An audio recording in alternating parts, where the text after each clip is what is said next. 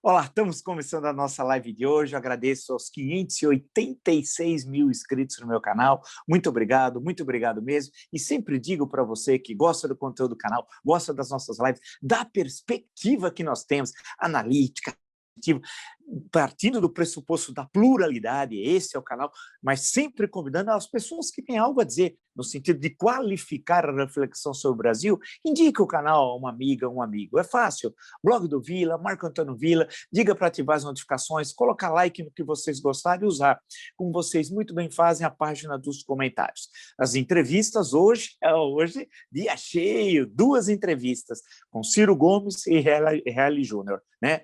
2 ex-ministros, um foi ministro da Justiça, Reale Júnior, e Ciro Gomes foi ministro da Fazenda e depois ministro da Integração Nacional. Por reflexões que partem, né, um mais do campo político, Ciro Gomes, evidente, várias vezes candidato a presidente da República, e o doutor Reale Júnior, importantíssimo jurista brasileiro, né, bastante conhecido de todos, já o entrevistamos algumas vezes aqui no meu canal, e que parte do pressuposto faz análise jurídica dos últimos acontecimentos. 2 excelentes entrevistas, né? E um conjunto de entrevistas, de mais de 100 entrevistas no meu canal. Vocês podem viajar pelo canal e vão encontrar coisas interessantes e pontos de vista, por exemplo, pega a economia, né? Vamos ver as várias visões econômicas da crise brasileira, como sair, análise e por aí vai. Agradeço, lembro também que no caso do Twitter, vocês podem me seguir pelo Vila Marco Vila, no caso do Instagram, pelo @MarcoAntônioVilaOficial, e no caso dos cursos, www.cursosdovila.com.br, e lá vocês encontrarão as informações sobre os 3 cursos que estamos oferecendo, ou seja, História Política das Constituições Brasileiras, História da Ditadura Militar no Brasil e o que é fascismo, né? Repetindo, basta acessar www.cursosdovila.com.br. Lembro também que nós temos outras entrevistas que nós estamos gravando para o decorrer da semana. Vai ter muita coisa, né? E assisto essas 2 de hoje, bem polêmicas, com muitas informações, permitindo que vocês aí vão construindo esse quebra-cabeça e cada um passa a ter a sua interpretação do que está ocorrendo no Brasil hoje. Bem, o Brasil está vivendo uma ópera bufa, né? Vamos lembrar, Nápoles, ópera bufa, é uma ópera bufa. Hoje teve 2 momentos hilariantes, patéticos, meio de República Bananeira também, né? Dos clássicos da literatura latino-americana, né? Da Festa do Bode, passando lá pelo Senhor Presidente, passando pelo Eu Supremo, estou me referindo a Mário Vargas Llosa, a Miguel Ángel Astúrias, o Augusto Roa Bastos, né, respectivamente, entre outros livros que trabalham com, né, com essas figuras meio patéticas de Nuestra América, né? E as 2 figuras, Bolsonaro e Lula, são pessoas, evidentemente, de posturas diferentes, que têm histórias distintas, não estou os igualando, evidentemente, né? O Bolsonaro de máscara, de máscara hoje, né? Como querendo, achando que colocando aquela máscara ela apaga tudo. E o Lula posando de mártir, né? E um mártir redivivo, na velha tradição latino-americana. Mas vamos lá. A questão toda é que tudo isso, essa barulheira dos últimos 2, 3 dias, tira o foco do que eu insisto e tenho falado nas nossas lives, da questão central, o combate à pandemia. Nós estamos passando 2.000 mortos diários, estamos chegando a já 270 mil óbitos, e nesse ritmo terminaremos o mês de março com 300 mil mortos. E não há, até o momento, nenhuma campanha nacional em massa de vacinação, nenhuma estruturação nacional no campo do atendimento dos infectados mais graves, que precisam de UTIs, sem equipamentos necessários, sem funcionários e enfermeiros, profissionais da saúde devidamente treinados, né?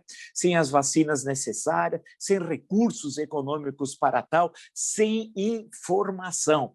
Em suma, como se nós não tivéssemos Ministério da Saúde e não tivéssemos governo federal, e muito menos, e na verdade nós não temos, um presidente da República. A Folha de São Paulo hoje aponta uma matéria muito importante. Pazuello sabia da escassez de oxigênio lá em Manaus. Foi dias antes, toda aquela trupe que foi para lá, aquela caterva, né? E eles tiveram, de acordo com o jornal Folha de São Paulo, já tinha os dados do que ia faltar oxigênio. Portanto, aquelas mortes não ocorreram por acaso, como nós apontamos aqui, ocorreram por inépcia do governo federal. Sendo assim, as mãos sujas de sangue, algo que eu venho sempre insistindo aqui, não é só de Bolsonaro, ele é o principal, né? Claro que ele vai ter de sentar no nosso tribunal do Nuremberg. Tem insistido nisso reiteradas vezes. A justiça não vai poder deixar isso de lado. A gente não pode chegar a 270 mil cadáveres até o momento, infelizmente, porque o número vai crescer, para baixo do tapete. O principal responsável Bolsonaro, mas não é só ele, né? Passa pelo ministro da Saúde, o Pazuello, que ele quer fraudar a legislação sobre promoção militar para dar a 4ª estrela quando não pode. Na arma da intendência só é possível ter 3 estrelas, portanto, ser general de divisão. Ele quer, como se ele tivesse feito um trabalho fantástico, o Pazuello, e não fez, né? Virar general do Exército. E o Pazuello tem as mãos sujas de sangue. Mas não só ele, a comissão que lá foi. Mas não só a comissão, todos aqueles no governo que conestaram com esse crime de lesa humanidade, mas também não só meios de comunicação, concessões públicas, rádio e TV, que apoiaram e divulgaram notícias falsas num grande esquema criminoso, em que se plantava nas concessões públicas, porque ninguém é dono de rádio e TV, nas concessões públicas, as notícias, o gabinete do ódio recortava de rádios e TVs, porque as rádios todas hoje estão no YouTube, estão na internet, recortavam e propagavam em grupos do WhatsApp, porque o concessionário de TV ou de rádio legitimava a mentira. Então, esses concessionários também têm de ser punidos pela justiça. Os canais de televisão, as emissoras de rádio, e vocês sabem quais são. Não é segredo para ninguém, são muitas. Tem aquelas grandes que têm presença nacional, tem aquelas que têm presença nos estados e tem aquelas que têm presença numa região de alguns municípios. Todos têm de também ser processados. A gente não pode deixar passando isso em branco, né? Esse crime de lesa humanidade. E aí, portanto, a notícia da Folha é muito importante, né? A questão dessa investigação. E eu espero que ela, se ela for bem feita, e deve ser, né, tem de colocar no banco dos réus todos aqueles que conestaram e são partícipes da maior tragédia sanitária da história do Brasil.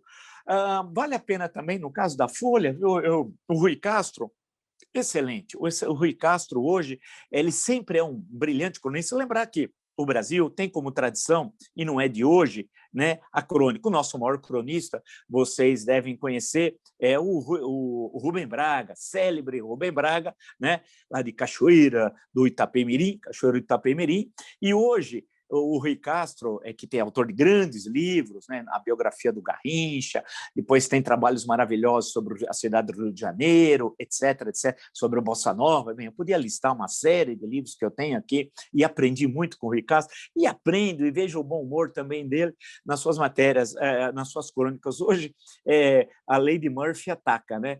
E aí ele põe alguns enunciados muito interessantes, né? Né, de coisas que vão ocorrendo, que ele diz assim, o Murphy brasileiro diria: o Brasil já tinha Bolsonaro e uma pandemia capaz de dizimar a população. Era preciso tomar uma providência. Tomou. Agora tem a pandemia, Bolsonaro e Lula. Tal, que ele justamente está trabalhando com a lei de Murphy. Brilhante, brilhante, brilhante. O Rui Castro sempre, eu queria registrar, porque sempre aquele toque de inteligência, de bom humor, mesmo em plena tragédia que nós estamos vivendo, e mostrando isso, que eu concordo, né? Dessa ópera bufa agora, Bolsonaro e Lula. A questão toda, e aí vamos então aos dois, e depois partir para uma análise política disso tudo, e tentar traçar quais são as tendências, na minha interpretação, evidentemente, e saindo do primarismo. É inacreditável o primarismo analítico que eu vou passando aqui pela internet, passo pelos jornais, revistas, portais, etc., né? Ou aqueles que são tão identificados ideologicamente com A ou B, ou C ou D, né? Ou aqueles que fazem análise de uma profundidade de Pires, uma pobreza analítica. Aí eu insisto que não é possível partir por um campo analítico sem conhecimento de história, sem conhecimento de política, sem conhecimento de sociologia, ter pitadas de filosofia política, etc. Não é na base do eu acho, aí é brincadeira. Né? E não com a fonte é só fonte é Caxambu, São Lourenço, né? Ibirá. Vamos sair um pouco desse mesmismo, do senso comum, da filosofia das massas e buscar analiticamente as explicações frente ao momento extremamente complexo e dramático que nós estamos vivendo. O caso do Lula eu ouvi o pronunciamento dele, tudo patético. Esse Lula não é o de 2002. Perdeu o encanto, né? Aquele encanto que ele produziu em 2002, conseguiu em 2006 reproduzir e elegeu até a Dilma, que não é fácil eleger Dilma Rousseff presidente da República, né? Uma coisa assim inacreditável em 2010. Tá? Esse Lula acabou. Né? Agora, o que me chamou mais atenção não só é a pobreza do discurso, né? Da fala, da linguagem gestual, daquelas célebres frases de efeito, etc. Tal, foram muito pobres, como o que chamou mais atenção foi a pobreza analítica. Pobreza analítica incrível. Eu tentei apertar, busquei depois todos os que comentaram, resumos do pronunciamento dele. Analiticamente não tem nada. Que dados, informações, análises? Se aperta, não tem nada. É um panfletarismo barato de botequim, lá da porta, onde ele estava, do sindicato na Rua João Basso. Ele passou no botequim e ficou batendo papo com os amigos, como em 1975, 1976, né? E aí apresentando aquelas frases paupérrimas, sem substrato, nem parecia alguém que foi 2 vezes presidente da República. Não, era de uma pobreza absoluta. Eu falei, quer dizer, esse é o candidato para 2022? É esse o candidato que diz que vai enfrentar o Bolsonaro? Paupérrimo, não dá. Ele teve tempo para estudar, teve tempo para ler, teve tempo para refletir, né? Diz que teria lido, lembra, em Curitiba, um monte de livros, não deu nada, não deu coisa alguma, tal, né? Não deu. E, em termos analíticos, eu olhei tudo aquilo e falei, paupérrimo. E a construção dele, do martírio, não dá também. Lembre-se, ele não foi absolvido, os crimes são evidentes. Ele dizer que não teve nada com o Petrolão é brincadeira. Agora, que teve todos os vícios do processo, aí são outros 500. Né? Aí nós vamos discutir de outra forma. As relações inapropriadas entre os procuradores e o juiz, questões que envolveram escuta telefônica do escritório de advocacia, tudo isso não dá. É evidente que não dá. Perfeito. Agora, isso não significa apagar com uma imensa borracha os crimes cometidos pelo PT no governo. O mensalão, né, teve 25 sentenciados, eram 40 réus, que passaram depois para 38, depois teve 25 que foram sentenciados. Né? Não teve um mensalão? Como? Como não teve um mensalão? Não teve, aí em escala N vezes maior, não teve o Petrolão? Claro que teve. Quer dizer que o Pedro Marusco não existiu? Paulo Roberto Costa não existiu? Gedel Vieira Lima não existiu? Será que? Posso até perguntar, o Paulo Roberto Costa, o Pedro Marusco vão querer o dinheiro de volta, que eles devolveram, vão querer ressarcimento, só faltava essa. Claro, existiram os crimes. Sérgio Machado não existiu na Transpetro.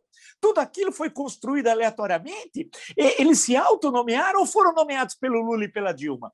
Né? Dentro de um grande projeto criminoso de poder, como bem disse, num dos votos da Ação Penal 470, o ministro Celso de Mello. Né? Claro que era um projeto criminoso de poder. No voto também ele chamou de marginais do poder. Nunca me esqueço, lá na Ação Penal 470, que eu tenho um livro, inclusive, sobre o processo. Isso não existiu? Espera um pouco. Vamos separar uma coisa da outra.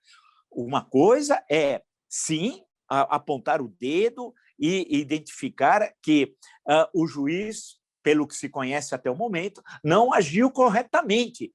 E isso pode colocar em suspeição as decisões daquele juiz. Nós estamos referindo, evidentemente, a Sérgio Moro. Isso é uma coisa. Outra coisa é apagar toda a corrupção. O que é isso? Ele aparecer como mártir, né? Como se fosse um Cincinnatus da Roma Antiga. Ele não é o Cincinnatus da Roma Antiga. Né? Ele é alguém que capitaneou o maior desvio de recursos públicos da história do Brasil. E eu não conheço na história da humanidade, em tão curto espaço de tempo, um desvio daquelas proporções. E não faltam provas. Alguém vai imaginar que aquele saque dos bancos e empresas estatais ocorreu naturalmente? Foi uma ação da natureza, como uma erupção vulcânica, ou foi produto de uma ação política coordenada? A questão que se coloca é essa. E ele, portanto, o que ele apresentou hoje foi patético. Patético, porque não vai colar, não adianta, não vai colar a figura de mártir. E também a questão do retorno, que ontem eu fiz considerações, inclusive, sobre isso aqui, né, da história da América Latina, como o retorno sempre é trágico, né, porque vem em busca de algo que teve no passado, que é mitificado, e espera anos depois que vai se repetir. E eu falei do caso de Juan Domingo Perón, da Argentina, presidente de 46 a 55, derrubado por um golpe militar, acaba voltando naquele processo, não vou explicar todo ele, né, mas quando o Héctor Campos acaba renunciando, convocar novas eleições, ele é eleito, governa alguns meses, tendo a Isabelita como vice, já estava doente, acaba falecendo, assume a Isabelita, aquela tragédia, né? A Aliança Anticomunista Argentina, Montoneros, ERP, todo aquele caos na Argentina, vê a pior ditadura da história da América Latina em 76, a ditadura argentina. Né? Ou seja, aquele Perón daquele momento histórico não se reproduziu depois. Por quê? Porque as condições históricas eram absolutamente distintas. E o país era diferente, o mundo era diferente. Idem no caso do Lula. Né? 2022 não será 2002, 20 anos atrás. Isso mudou. Né? A conjuntura é absolutamente diferente.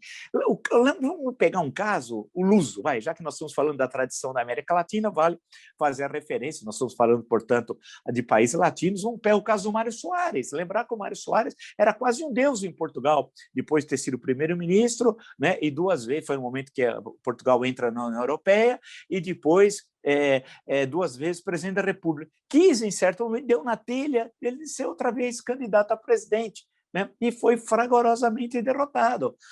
Por quê? Porque o momento era outro, ele não conseguiu ler mais a conjuntura. É o que acontece claramente com o Lula. Ele não consegue mais ter a capacidade que teve no momento histórico, isso é verdade. Eu escrevi tanta coisa, vocês podem ver, tem artigos, ensaios e livros e tantas falas, que ele era o sujeito que conseguia melhor interpretar aquela conjuntura, para o bem ou para o mal, não é essa a questão. Mas não é o caso, foi pífio, foi patético.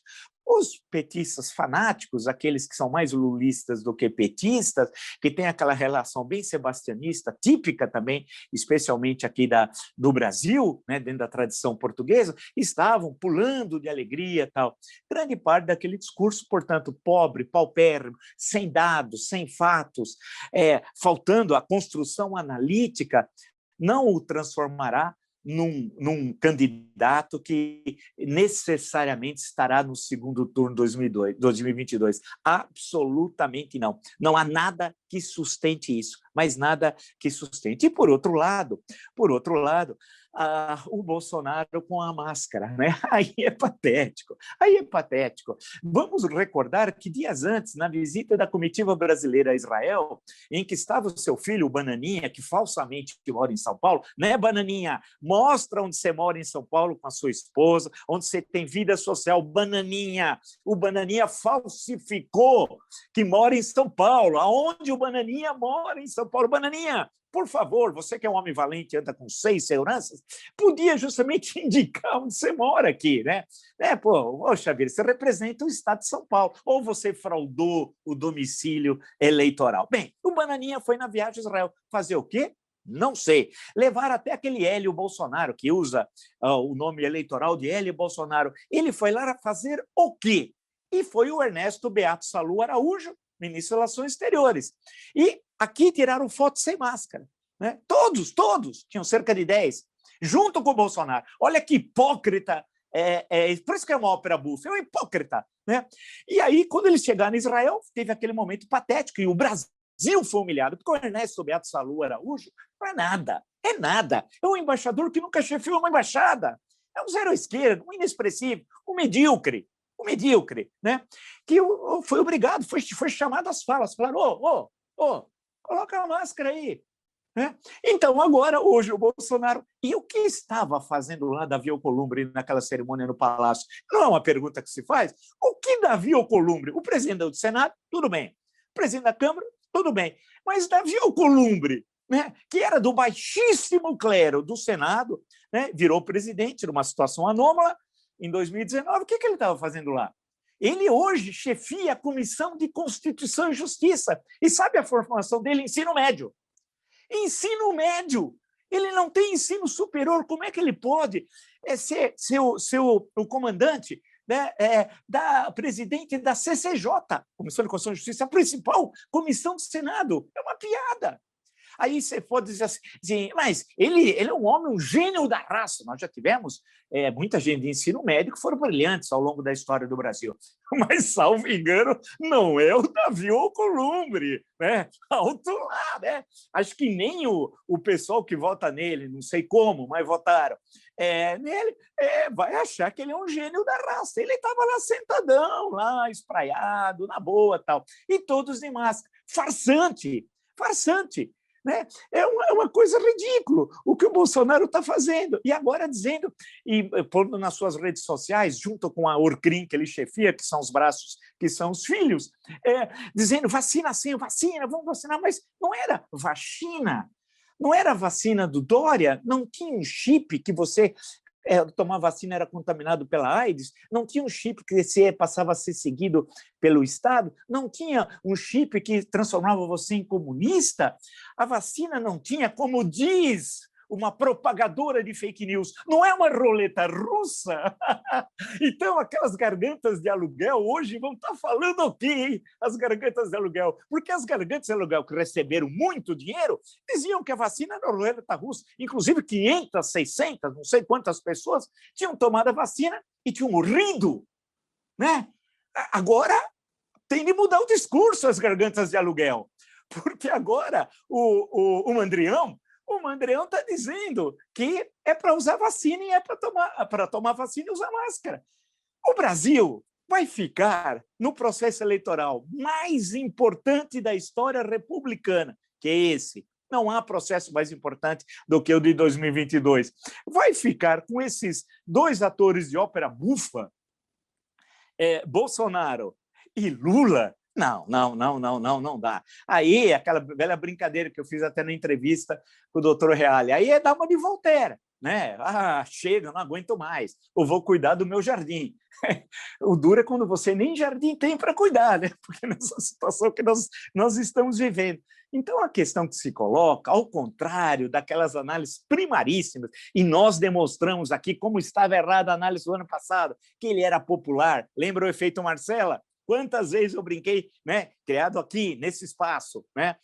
A Marcela, do Memórias Póstumas de Brás Cubas, que eu aplicava o auxílio emergencial, acertei em cheio. Falei, ele não tem aquela popularidade. Lembrei também que ele não tinha apoio eleitoral. Muito anos antes da fragorosa derrota nas eleições municipais, há 3 meses atrás, somente 3 meses, foi fragorosamente derrotado, né? Aí diziam que haveria uma grande recuperação econômica, eu dizia que não haveria recuperação econômica, também acertei, né? E disse que essa história que ele já estava no segundo turno, bobagem. Eu vi uma pesquisa pouco antes de começar aqui, que já estão fazendo pesquisa eleitoral de 2022 e já colocando ele como vitorioso no segundo turno.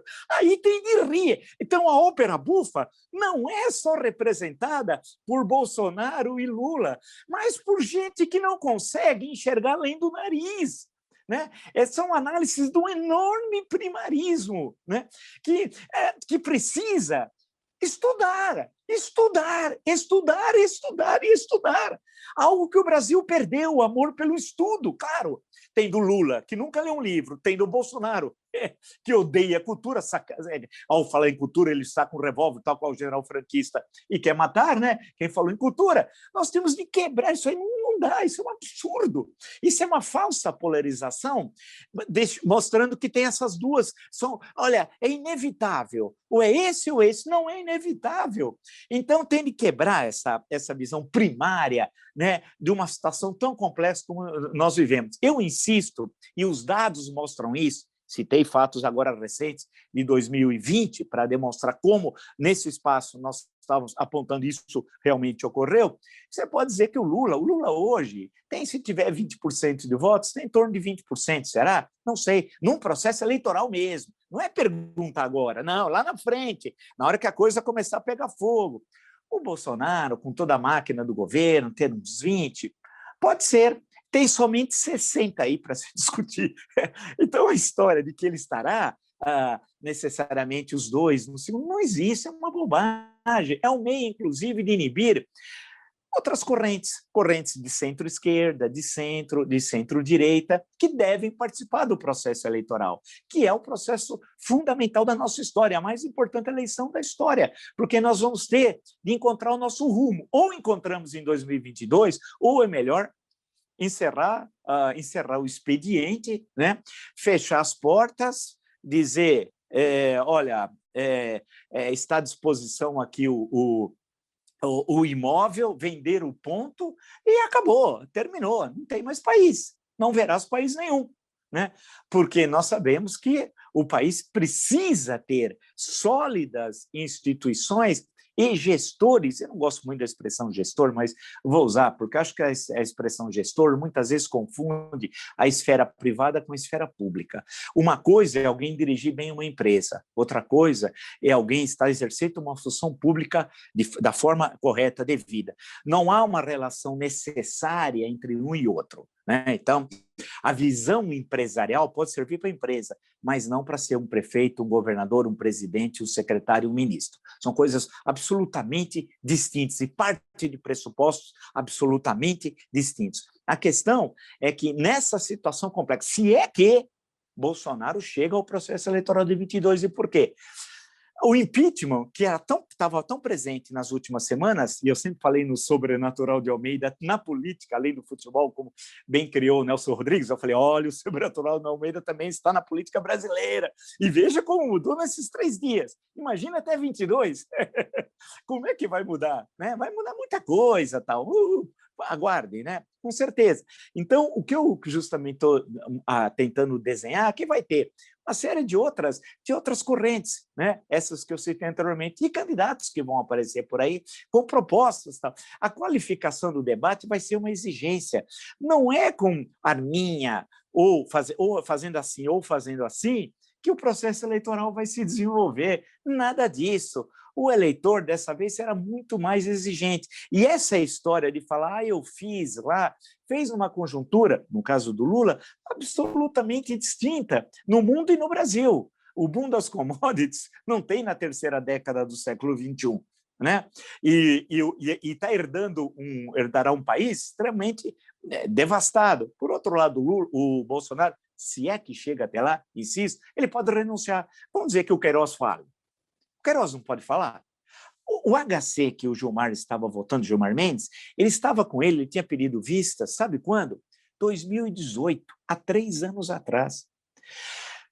E mudou tudo. E antes, no dia anterior, a decisão do Fachin, não é verdade? Então, pense o seguinte, e não está terminada a questão de Gilmar, porque foi pedido vistas pelo Cássio Conká. A questão que se coloca nessa conjuntura, e se o Queiroz falar? Pô, o homem bomba.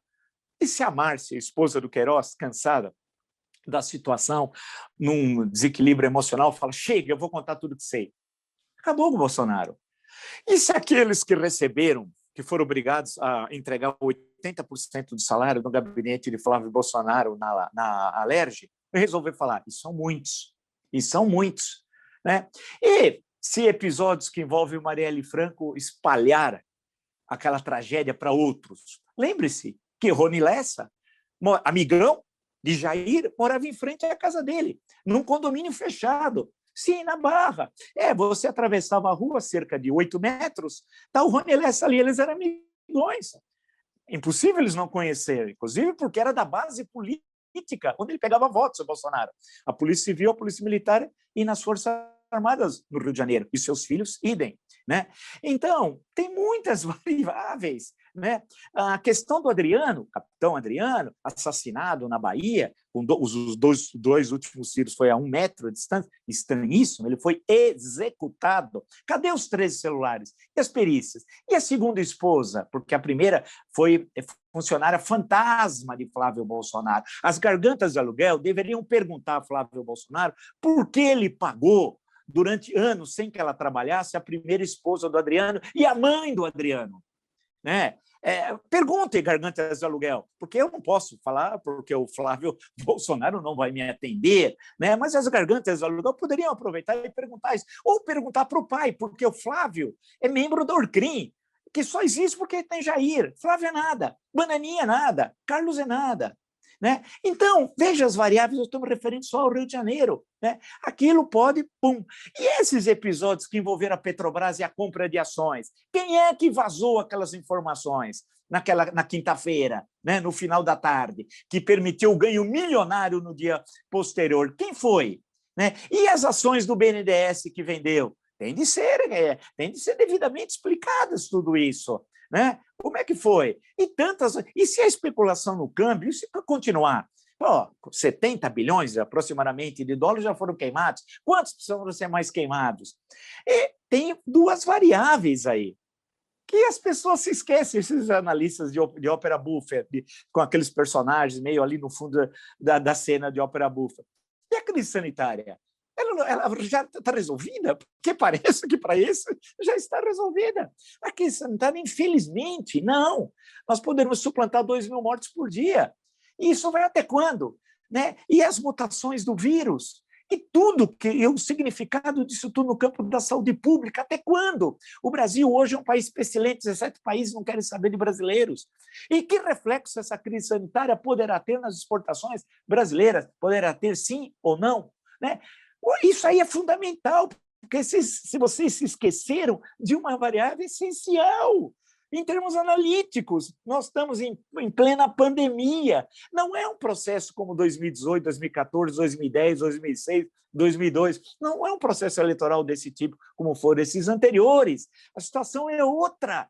Né? E isso é básico para análise de conjuntura, para entender o que está acontecendo e apontar tendências, sem ser simplesmente vocalizar o discurso ou da obviedade ou de interesses político-partidários. Tanto um como o outro não está presente aqui no nosso canal. E há um outro fator, a crise econômica. A crise econômica, né? Das últimas 4 décadas, a que terminou a 31 de dezembro último, foi a pior. E nós já perdemos esse 2021. A situação é tão profunda, né? O que será daí para frente? Alguns dizem, os grandes especialistas, que já perdemos o primeiro lustro, 5 anos dessa década. E aí? Isso daí não tem nenhuma interferência no jogo político? É claro que tem. Você acha que o auxílio emergencial que está sendo votado vai resolver o problema emergencial dos milhões de brasileiros que passam fome ou que estão na miséria? Evidente que não. Então, há todos esses fatores que mudam essa análise primária, medíocre, desculpe, mas é medíocre, de que há uma polarização. Bolsonaro e Lula, e o Brasil vai ter de escolher essa polarização. Nada disso. Não há polarização, porque ao usar a expressão polarização, você parte do pressuposto que são os dois grandes atores. Não são. Não são. Isso é um equívoco. Que eu apresentei ontem uma visão, apresentei uma análise muito rápida, e hoje também, e nós vamos ter de bater nessa tecla, que essa é a última falácia das últimas produzidas, da tal polarização Lula-Bolsonaro. Não há polarização.